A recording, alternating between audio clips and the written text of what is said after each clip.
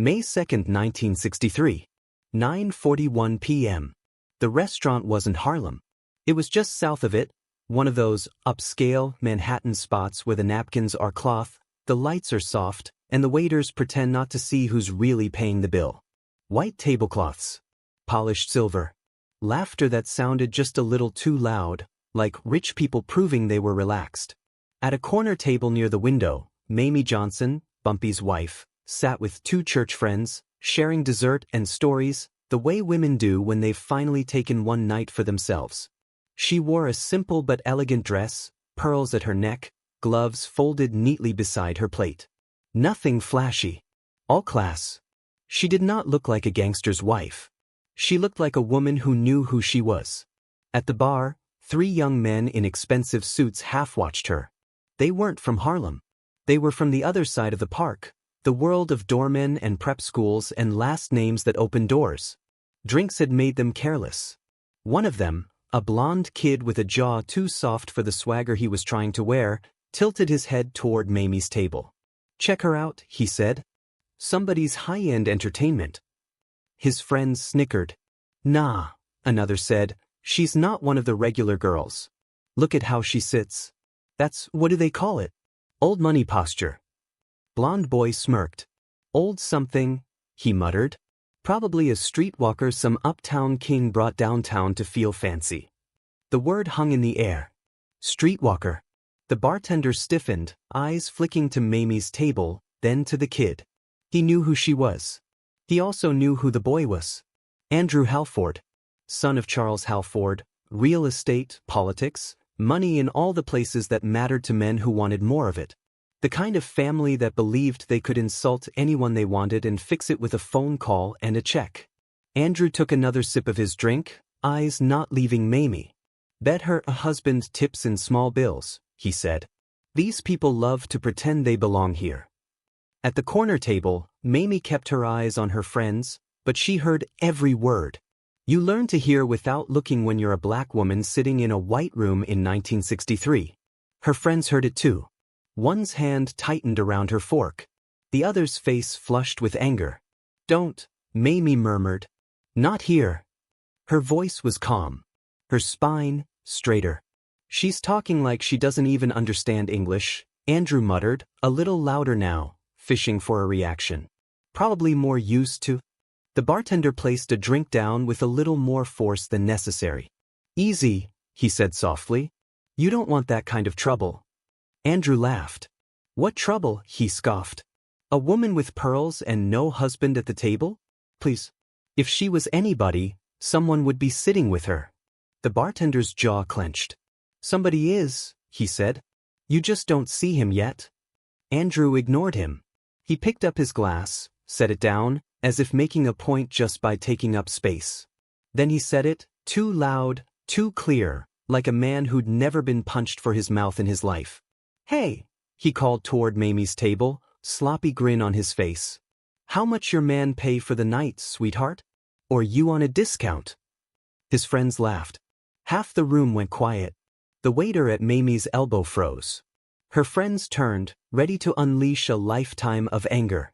Mayme lifted one hand, just slightly. "Finish your dessert," she told them, voice low. "Mayme," one started. "Finish," she repeated. "We're leaving in 5 minutes." Andrew smirked, took their lack of a scene as victory. "See," he muttered to his friends. "Streetwalkers don't complain. They just—" He didn't finish the sentence. Because the bartender had already slipped into the back corridor. To the payphone. To make one very specific call. "Small's Paradise." The voice on the other end was calm, familiar. "Smalls. It's Eddie from Paredes," the bartender whispered. "You need to know, your boss's wife is here. Some rich kid just called her a streetwalker. But in front of everybody." There was a pause on the line, like a fuse being lit. "What's his name?" the voice asked. "Andrew Halford. Son of Charles Halford." "I know the father," the voice said. "Tell Mrs. Johnson her car is coming." The line went dead. Back at the corner table, Mayme dabbed her lips with her napkin, finished the last sip of her coffee, and stood. Her friends followed, cheeks burning, ready to break plates. Mayme, you're just going to let that boy, one began. Mayme picked up her gloves, slid them on with slow precision. I'm not going to let him do anything, she said. I'm going to let my husband handle it. She didn't look at Andrew. Didn't throw a drink in his face. Didn't give the room the angry black woman performance it expected. She walked out with her head high, coat on her shoulders, dignity intact. Andrew watched her go, shrugged, and turned back to his drink. She'll be back, he said. They always come back where the money is. He was half right. Something came back. It just wasn't what he expected. By 10:32 p.m., Mayme was home. She'd said almost nothing in the car, nothing on the stairs, nothing while taking off her earrings at the vanity. Bumpy watched her from the doorway. He knew that silence. It wasn't surrender. It was control. She set her jewelry down, smoothed her hair, and finally met his eyes in the mirror. A boy disrespected you, Bumpy said quietly. A boy tried to, she corrected. He failed. What did he say? Bumpy asked. Her jaw tensed. Enough. He stepped into the room. Mayme. She sighed, then relented. He called me a streetwalker, she said. In front of the whole room. His friends laughed. The staff knew better. They didn't. Bumpy's eyes went flat. His name is Andrew Halford, Mayme continued. Son of Charles Halford. The landlord's landlord. Bumpy nodded slowly. Charlie Halford was old money with new tricks. He owned buildings in neighborhoods he never visited. He'd bought up half of what white folks called the border around Harlem. Those blocks just south, just east, just west, where they pretended Harlem didn't reach. He made money off black tenants by day and toasted segregationists by night. And now his son had opened his mouth in a room he thought belonged to him. You want me to do something about it? Bumpy asked. Mayme turned fully to face him now. I want you to remember something, she said. I never ask for favors for myself. Never. Not when people whisper. Not when they stare. Not when they wonder why a woman like me married a man like you. He nodded. You don't. But I am telling you this, she said, voice level. If men like that boy think they can talk to women like me like that in public, what do you think they say to the girls in his buildings? The maids? The secretaries? The tenants late on rent? Bumpy's eyes narrowed. This isn't just about me, she continued. It's about what his father's money makes him think he's allowed to do. Bumpy stepped closer. What would you have me do? He asked. She didn't hesitate. Teach him something his father never did, she said. Teach him what it feels like when people like us are the ones who own the room.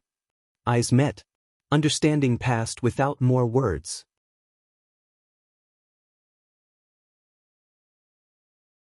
In Bumpy's world, disrespect from a nobody was a shrug. Disrespect from a somebody's son? That was leverage. The Halford townhouse sat on a quiet, tree-lined street a cab's ride away from Harlem, close enough to collect rent, far enough to pretend the problems that paid that rent belonged to another world.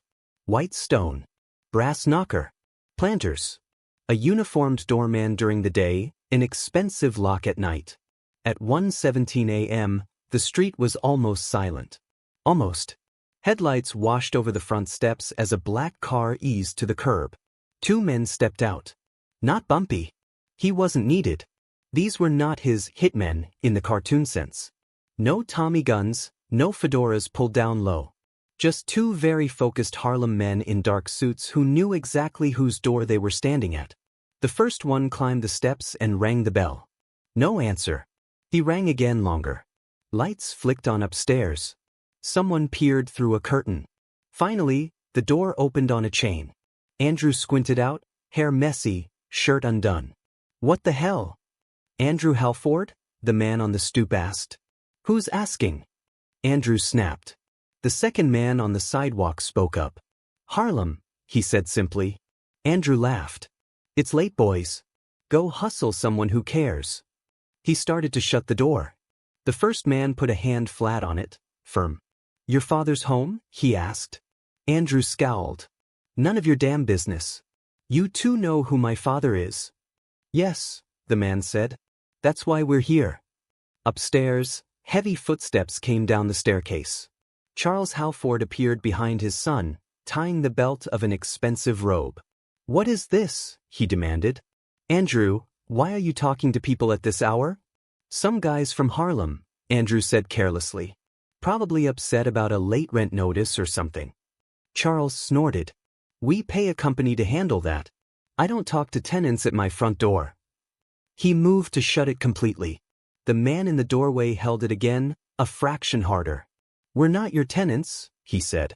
"We're here on behalf of Mrs. Mayme Johnson. You called her a streetwalker tonight." The color drained from Charles's face. Andrew blinked. "How the hell do you?" Charles rounded on his son. "You did what?" Andrew held up his hands. "It was nothing, Dad." Charles cut him off. "Say nothing else." He turned back to the men at the door, forced a politician's smile. "Gentlemen, I apologize if there was some misunderstanding," he said, slipping into a practiced tone. "Young men drink, they say things. I'll have a word with him. Allow me to—" The man at the door held up a hand. "We didn't come for your apology, Mr. Halford," he said. "We came to deliver something." He stepped back and nodded at the car. The rear door opened. A third man stepped out. Shorter. Older. Coat buttoned. Hat brim low. Ellsworth, Bumpy Johnson walked up the Halford steps like he was walking into his own building. The air on the street changed.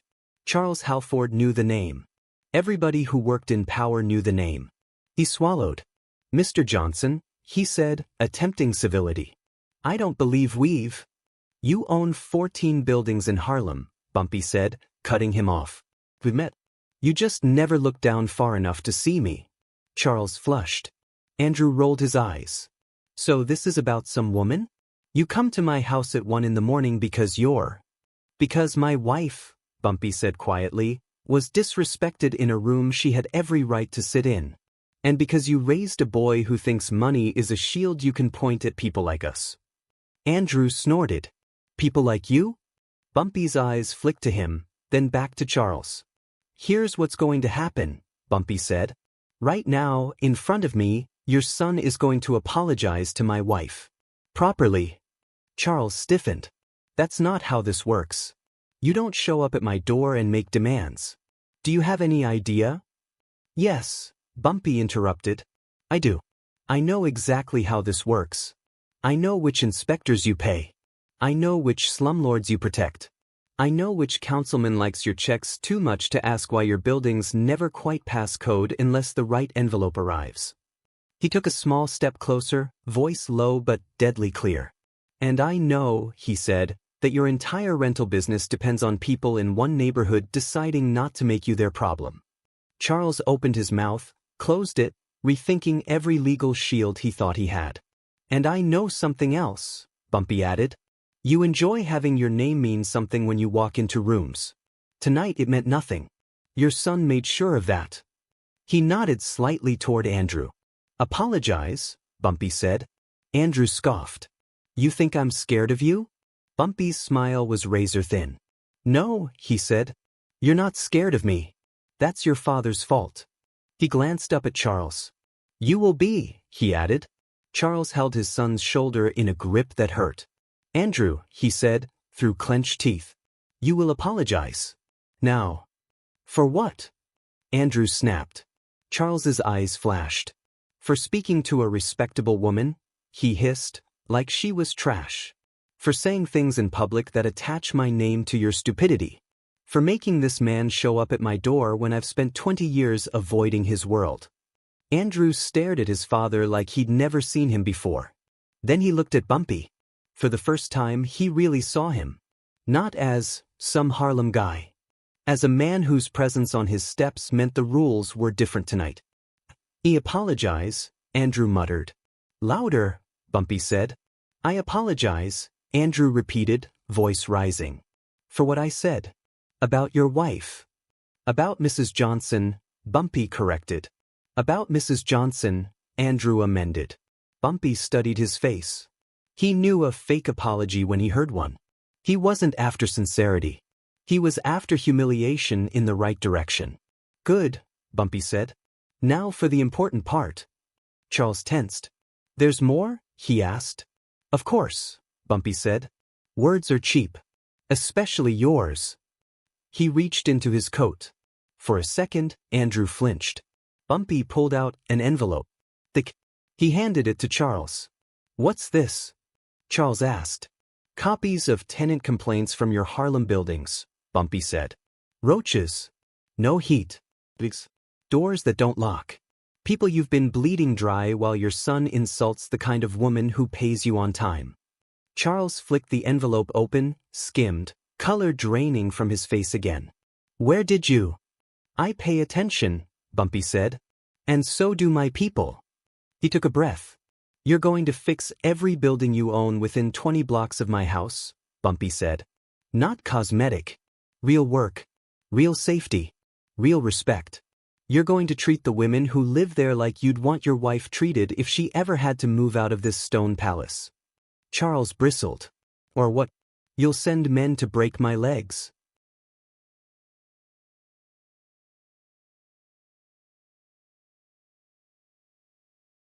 Bumpy shook his head. No, he said. I'll send photos. To the newspapers. To the city. To your competitors. Photos of your son calling black women streetwalkers while your tenants live in filth. He let that sit. You like money more than you like your son's voice, Bumpy said. We both know that. So I'm giving you a choice.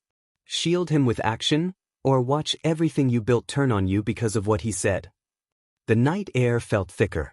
Andrew looked at his father, waiting for the explosion. It never came. Instead, Charles's shoulders sagged a fraction. You see to the buildings, he said. And your boy? Bumpy asked. Charles looked at Andrew. For now, he said, he's done going anywhere my name can be attached to his mouth. To anyone listening, it sounded like parental discipline. To Bumpy it was enough. For the moment. He nodded once. Then, almost as an afterthought, he added. And he doesn't come north of 110th Street anymore. Ever.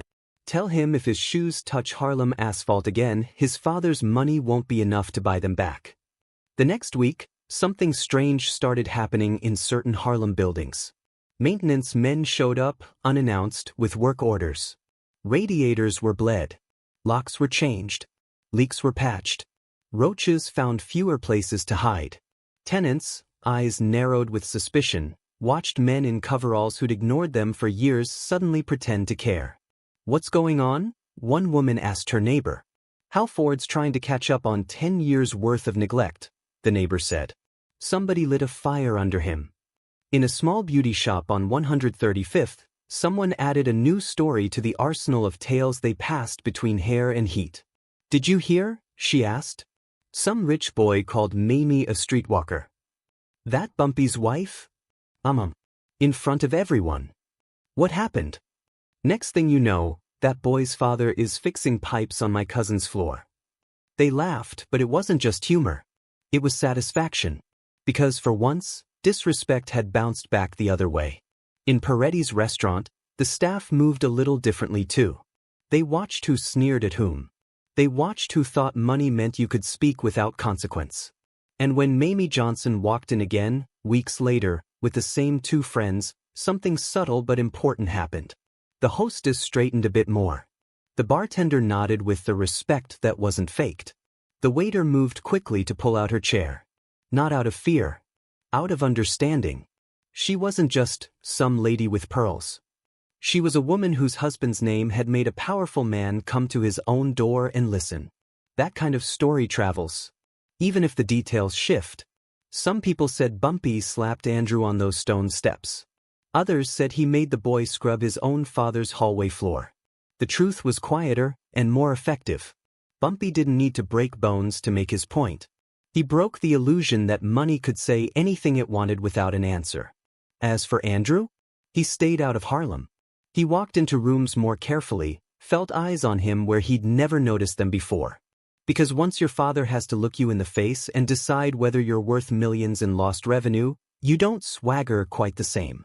And Mayme? She kept doing what she'd always done. Running a home that felt like a sanctuary, supporting a man the city called a criminal and a community called something else. Necessary. If this story about a rich boy's mouth, a landlord's fear, and a wife whose dignity was worth more than any check gave you something to think about. Do one thing. Hit like so more people hear it. Subscribe for more Harlem legends. And tell me in the comments, what's more